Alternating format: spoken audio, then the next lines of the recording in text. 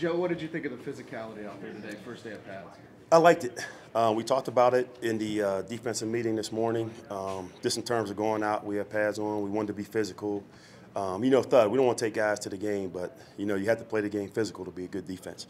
It's obviously early in the game, but do you like the impact that Domata has had on the run defense as a whole and allowing Brandon and Todd to kind of shoot the gaps up there? Yeah, absolutely. I mean, that's one of the reasons we brought him in, just because of the level he's played at for his entire career. He's a big body in there. He controls his gap. He can take on double teams. And I sit in meetings with Coach Kolar. He's extremely smart. I mean, he's a great player to have, a great addition for us. What have you seen out of Todd so far in camp? Todd Davis, he's unbelievable. Todd Davis, I mean, he's the type of guy that you want to coach on defense. He's playing 100 miles an hour on every snap, even walkthroughs, man. You got to tell him, hey, slow down, man, it's a walkthrough. But that's his mindset. He's hungry.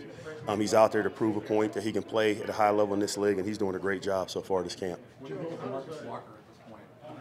The last couple of days, he seemed to be really starting to get his legs.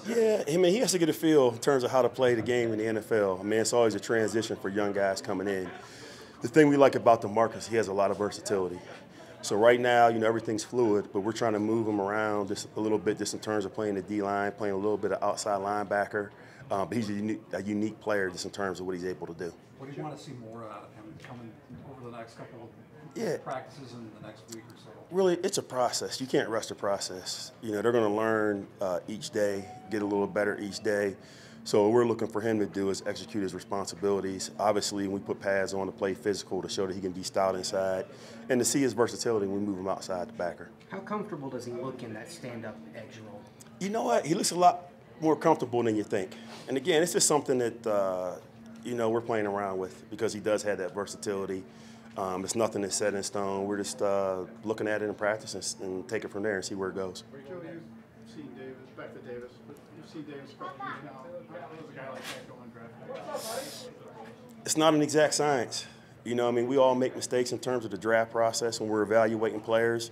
Sometimes you hit on guys, sometimes you miss on guys. Then you sign a guy that's a free agent or a late round draft pick, and all of a sudden he turns out to be a stud for you. And Todd Davis has proven that, man. I'm really pleased with where he's at, and he's really becoming the leader of this defense. When you ended last season, what was your message to him to do to come back? Just to keep improving on what he did that year. It was big for him. He got a chance to step up and take a lot of reps for us on defense.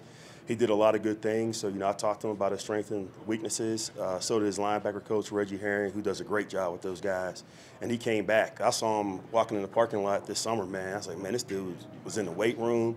He was over here all the time, and his mind is right. He's ready to go. How about the communication between him and Brandon? It seems like they've gotten to the point where they're just kind of nodding to each other, and they know exactly what to do. That's it. That's what comes with working together with a guy for some time. And those guys have been together again last year. They've developed that relationship, that rapport, where they understand what they're trying to do. They understand how to communicate. It's really good to have that right now with those two. When your number one no-fly zone was out there, it looked like they completed about 5 out of 40 against them. Yeah.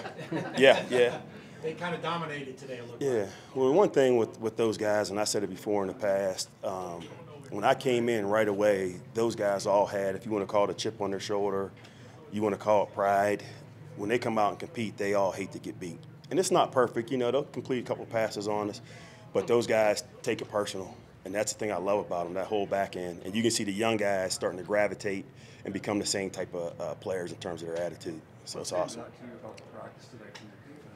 I just feel like the effort was really good. I thought we tailed off a little bit towards the end, one period, then we brought it back and finished up with 2 minutes. The thing we want to be able to do defensively is we want to score, get the ball back for our offense more than their defense does. So today, just the way we closed with the practice was awesome. What are you expecting from Kasim and Montarius and trying to fill in with Shane and Shaq both down? Yeah, well, right now they're quality backups. We're in the process of evaluating what each of those guys can do. Kasim, man, he plays hard. He plays with a lot of effort. He's a good edge rusher. We're continuing to work with him just in terms of coverage because it's something he hasn't really done in the past. And Dora, same thing. He's been here for a couple of years. He knows what we expect out of him, and he's doing a good job and getting better every day as well. Coach, Lorenzo Dawes had 2 interceptions today. We don't get to see him in games often, but what do you see from him every game? I say Lorenzo, I always tell him he's a 4-leaf clover. right? For whatever reason, whenever he's in the game, he's always around the football.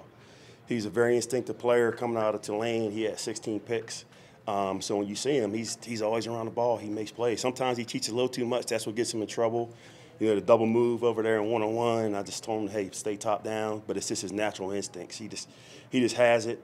Biggest thing for him is continue to improve the other areas of his game. When you say you tweak the defense just slightly, how Yeah. much does that impact the inside guys specifically?